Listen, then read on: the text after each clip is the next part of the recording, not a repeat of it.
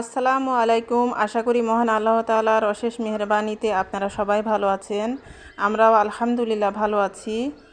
তো নতুন আরেকটি ভিডিও নিয়ে আপনাদের মাঝে চলে এলাম। আর আজকের ভিডিওটাও আমি ছাদ বাগান থেকেই স্টার্ট করছি।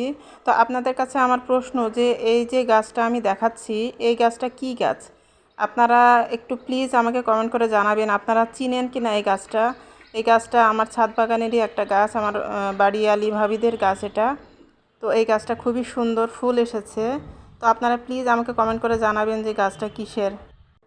তো আমি এখন বাসায় চলে এসেছি আর আমি এখন নাস্তা তৈরি করব। আজকে শনিবার, তো শনিবারের একটা ব্লগ আপনাদের সাথে আজকে আমি শেয়ার করব। শনিবারে তো আমার হাজবেন্ড বাসায় থাকে, ওনার তো শনি এবং রবি 2 দিন বন্ধ থাকে। তো এই 2 দিন তো উনি বাসায় থাকেন। তো উনি বাসায় থাকা অবস্থায় কি নাস্তা বানাই, কি খাওয়া, দুপুরের জন্য কি রান্না করি আর কি কি করি সব কিছু আজকে আপনাদের সাথে শেয়ার করব। তো নর্মালি তো আমি আপনাদের সাথে শুধু অফিসিয়াল ডেতেই আমার কাজকর্মগুলো শেয়ার করেছি, কিন্তু উনি বাসায় থাকা অবস্থায় কোনো ভিডিও এখন পর্যন্ত শেয়ার করা হয়নি। তো আজকে আমি আপনাদের সাথে শেয়ার করব। তো আমার নাস্তা বানানো হয়ে গিয়েছে, আমি গুড় দিয়ে হালুয়া তৈরি করেছি। আর গত রাত্রের যে বিফ ভুনা ছিল আর কালা ভুনা ছিল, তো সেগুলো দিয়েই আমি এখন নাস্তা দিয়ে দিয়েছি। তো এখন আমার বাচ্চারা ঘুম থেকে ওঠেনি কেউ, কারণ আজকে শনিবার, বাচ্চাদেরও স্কুল বন্ধ। তো এই জন্য বাচ্চারা ঘুমিয়ে আছে আর আমি আর আমার হাজব্যান্ড এখন নাস্তা করে নিব। আমাদের দুইজনের জন্য নাস্তাটা তৈরি করে নিয়েছি। তো খুবই ভালো লাগছে। অন্য দিন তো একা একা নাস্তা করা হয়, কোনো কিছু ঠিক থাকে না। আর আজকে একসাথে দুইজন নাস্তা করছি, তো খুবই ভালো লাগছে। একসাথে নাস্তা করে গল্পগুজব করছি আর সেই সাথে আমি এখন কফি তৈরি করে নিচ্ছি। তো এখন আমি দুইজনের জন্য কফি তৈরি করে নিচ্ছি আর যথারীতি চিনি ছাড়া কফি খাচ্ছি আমরা। তো ওনার সাথে সাথে আমিও চিনি ছাড়া কফি বানিয়ে নিচ্ছি। তো কফি খেয়ে নিব এখন। তো আসলে অনেক ভালো লাগে যখন আমার হাজব্যান্ড বাসায় থাকে, তখন অনেক ভালো লাগে। একসাথে গল্প করি আর নাস্তা করি, তারপর খাওয়া দাওয়া করি। আর সেই সাথে উনি আমার কাজকর্মে হেল্প করতে চান, বাসার কাজকর্মে বলেন যে কোনো হেল্প লাগবে কি না, যদি লাগে তাহলে বলো। তা আমার কাছে আসলে ভালো লাগে না পুরুষ মানুষ মহিলাদের কাজ করবে, এটা আমি একদমই, আমার কাছে কেমন যেন একটা লাগে, আমার কাছে ভালো লাগে না। তো আমি বলি যে না, তোমার কোনো কিছু করতে হবে না, তুমি বাসাতে থাকো, রেস্ট করো। যেহেতু তুমি অফিসে থাকো, পরিশ্রম করো, তো এই 2 দিন তুমি বাসাতে রেস্ট করো, তোমার কোনো কাজের দরকার নেই। তো যাই হোক, কফি খাওয়ার পর এই যে বাচ্চারা উঠে গিয়েছে, তো বাচ্চারা উঠে নাস্তা করে নিয়েছে। আর এখন আমি এই যে আম কেটে দিয়েছি বাচ্চাদের জন্য, বাচ্চাদের বাবার জন্য, তো সবার জন্য আম কেটে দিয়েছি, তো ওরা আম খাচ্ছে। আর আমি এখন আমার বেড কভারটা চেঞ্জ করে নিলাম। তো এই যে বেড কভার চেঞ্জ করে বেডটা একটু গুছিয়ে নিলাম। তো যেহেতু উনি বাসায় আছেন, তো ভাবলাম যে বেড কভারটাও একটু চেঞ্জ করে নিই, তো ভালো লাগবে। তো বেড কভার চেঞ্জ করার পরে মনে হয় যেন রুমের চেহারাটাই যেন চেঞ্জ হয়ে যায়। তো যাই হোক, আমি এখন কিচেনে চলে এসেছি আর এই যে কাঁঠালের বিচিগুলো ধুয়ে পানি ঝরানোর জন্য রেখে দিয়েছি। আর সিঙ্কের মধ্যে কিছু থালা প্লেট ছিল, সেগুলো ধুয়ে ফেললাম, ধুয়ে পানি ঝরাতে দিয়ে দিয়েছি। এই যে সিঙ্কটাও ধুয়ে নিয়েছি। তো এখন রান্না বান্নার প্রস্তুতি শুরু করে দিব। তো দুপুরের জন্য তাড়াতাড়ি রান্না বসিয়ে দিতে হবে, তার জন্য এই যে মুরগি ভিজিয়ে দিয়েছি, মুরগির মাংস আর তেলাপিয়া মাছ। তো আমি চিকেন রান্না করব আর তেলাপিয়া মাছের একটা ভর্তা করব। তো ভর্তাটা আপনাদের সাথে শেয়ার করব আজকে। আর এই যে আমি ভাত এবং ডাল বসিয়ে দিয়েছি 2 চুলায়। তো যেহেতু উনি আজকে বাসায় আছেন, তো সব কিছুর জন্য একটু তাড়া আছে, তাড়াতাড়ি রান্না করতে হবে। আর উনি বাসায় না থাকলে কোনো কিছুরই তেমন তাড়া থাকে না, যখন মন চায় তখন করতে পারি, কিন্তু আজকে একটু তাড়া আছে যেহেতু উনি বাসায়। তো যাই হোক, ফাঁকে আমার হাজব্যান্ড আবার একটু বাইরে গিয়েছিলেন, তো কিছু বাজার নিয়ে এসেছেন, সেগুলোই আমি একটু গুছিয়ে নিচ্ছি। তো কালো জিরা, তারপর দারুচিনি এনেছেন, বাচ্চাদের জন্য চিপস এনেছেন, তারপর চিনি, আর এখানে আছে আপনার এখানে আছে টিস্যু, হ্যান্ড টিস্যু। তো শপে গিয়েছিলেন, উনি একটু কাজে গিয়েছিলেন বাইরে, তো আসার পথে একটু শপে গিয়েছিলেন, তো শপ থেকে এই বাজারগুলো এনেছেন।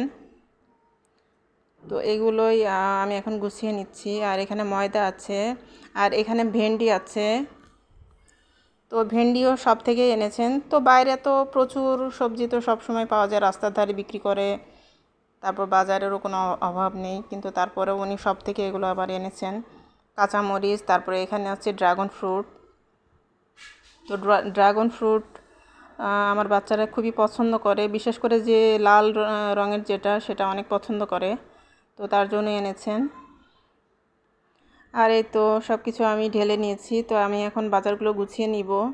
আর এখানে একটা আতর এনেছেন। তো আমার হাজব্যান্ড আবার নামাজের সময় আতর মেখে নামাজ পড়তে পছন্দ করেন, তো এই জন্য উনি আতর এনেছেন। তো আতরটা উনি মাখতে ইউজ করতে অনেক পছন্দ করেন। আমার কাছে মোটামুটি লাগে, খুব ভালোও না আবার খুব খারাপও না। তো আমার কাছে মোটামুটি লাগে। তো যাই হোক, বাজারগুলো গুছিয়ে আমি এখন সবার জন্য ড্রাগন ফ্রুট কেটে দিয়ে দিয়েছি। তো এখন বাচ্চারা আর বাচ্চাদের বাবা সবার জন্য দিয়েছি। তো ওরা এখন ড্রাগন ফ্রুটটা খাচ্ছে। আর আমি কিচেনে চলে যাব। আমি কিচেনে চলে এসেছি, এসে আমি রান্না বসিয়ে দিয়েছি। তো এই যে আমি ফার্স্টে আমি তেলাপিয়া মাছগুলো ভাজতে দিয়েছি। তো তেলাপিয়া মাছগুলোর ভর্তা বানাবো, তার জন্য তেলাপিয়া মাছগুলো ভেজে নিচ্ছি। আর পাশের চুলায় আমি চিকেনটা বসিয়ে দিচ্ছি। তো চিকেন বসানোর জন্য কড়াইতে তেল দিয়ে আমি একটা তেজপাতা টুকরো করে দিয়ে দিয়েছি, আর পেঁয়াজ কুচি দিয়েছি। তো পেঁয়াজ কুচিটা দিয়ে সামান্য ভেজে নিচ্ছি। আর মাছের ভর্তার জন্য আমি মাছগুলো হালকা করে ভেজে কাটা ছাড়িয়ে নিব, কাটাগুলো ভালো করে বেছে নিব। আর এই যে এখানে আমার মশলাগুলো কষানো হয়ে গিয়েছে, যা যা মশলা লাগে চিকেন রান্নার জন্য সব কিছু আমি নিয়ে নিয়েছি। তারপর আমি এখন মশলাটাকে ভালোভাবে কষিয়ে নিচ্ছি। আর এই যে আমার ডালটাও হয়ে এসেছে। তো আসলে খুবই তাড়াহুড়োর মধ্যে রান্নাবাড়াগুলো করে নিচ্ছি, কারণ জোহরের আজান হয়ে গিয়েছে। এখন রান্নাবাড়া শেষ করে আমি শাওয়ার নিব, শাওয়ার নিয়ে তারপর নামাজ আদায় করব, করে তারপর টেবিলে খাবার দিব। তো তার জন্য একটু তাড়াহুড়ো আছে। তো এই যে আমি এখন চিকেনগুলো দিয়ে দিলাম, মশলার মধ্যে দিয়ে ভালোভাবে কষিয়ে নিচ্ছি। তো আসলে হাজব্যান্ড বাসায় থাকলে ওই দিন একটু তাড়ায় থাকে সব কিছুর।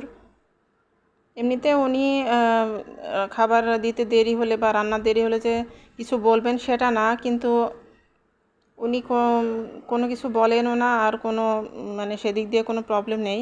কিন্তু আমার নিজের কাছে মনে হয় যে তাড়াতাড়ি খাবার দিতে পারলে আর আমার কাজগুলো শেষ করতে পারলে আমি একটু সময় আর কি রেস্ট করতে পারবো, একটু গল্পগুজব করে ফ্যামিলির সাথে কাটাতে পারবো। তো এজন্যই তো আমি আরেক চুলায় বরবটিটা বসিয়ে দিয়েছি।